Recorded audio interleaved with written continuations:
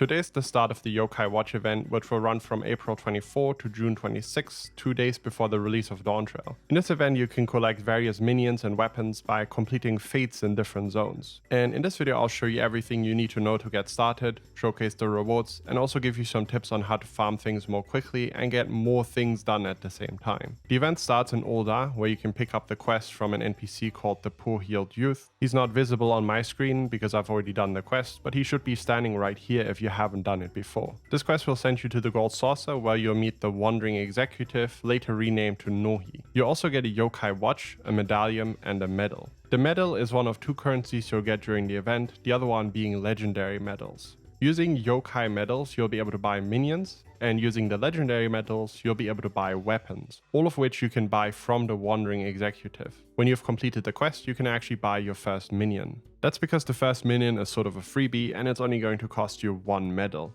All minions after that are going to cost you 3 medals, meaning you need a total of 48 medals after the first one to get everything unlocked. To get these medals, you need to equip the Yokai Watch that you were also given in your wrist slot on the character, and then just go farm fates in Thanalan, La Noscea, the Black Shroud, any Heavensward or Stormblood zones. In my opinion, however, you shouldn't go specifically farm medals because you can also farm the weapons at the same time, and the medals will fly into your inventory, and at the end you'll have more than you know what to do with. If you participated in the event before and you threw away your Yokai Watch, you can buy one from the Calamity Salvagers in any of the capital cities. The weapons are found a little bit differently. For these you need legendary medals, and to get these you need to summon the minion and then farm fates in one of 3 zones that is available for each one of them. So if you go into your collection, you're going to find the medallion, and down here it's going to tell you which zones you can actually farm in. I've made a list of all of the best zones to farm in for each of the minions, which mostly comes down to fate availability, how quickly you can travel from one fate to the next, and how difficult the fates are to complete. But of course, if you want, you can go into any of these zones and farm fates just fine as well.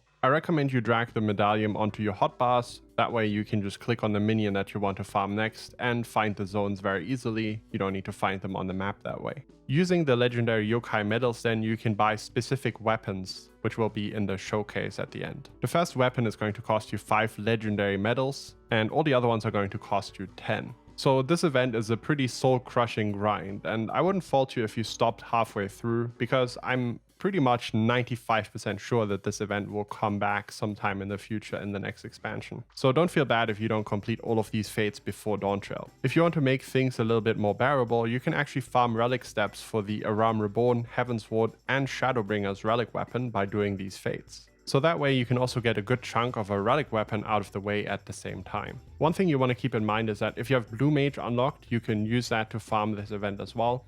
However, right now there are so many people farming this that playing Blue Mage is actually a little bit troll because you are not allowing other people to tag the mobs as well. Like, there are certain low-level fate bosses that you can nearly one-shot with Blue Mage. So right now I think the best thing to do is just to go with a regular old job and get as much contribution as you can that way, because things are going to die super quickly anyways.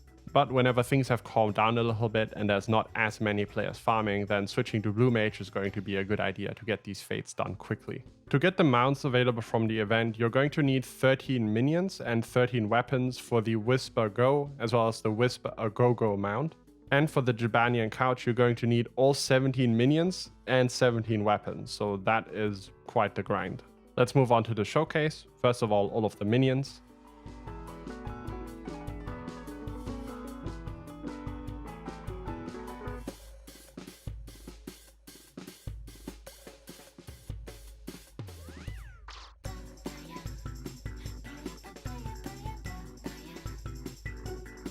And then lastly, the different weapons.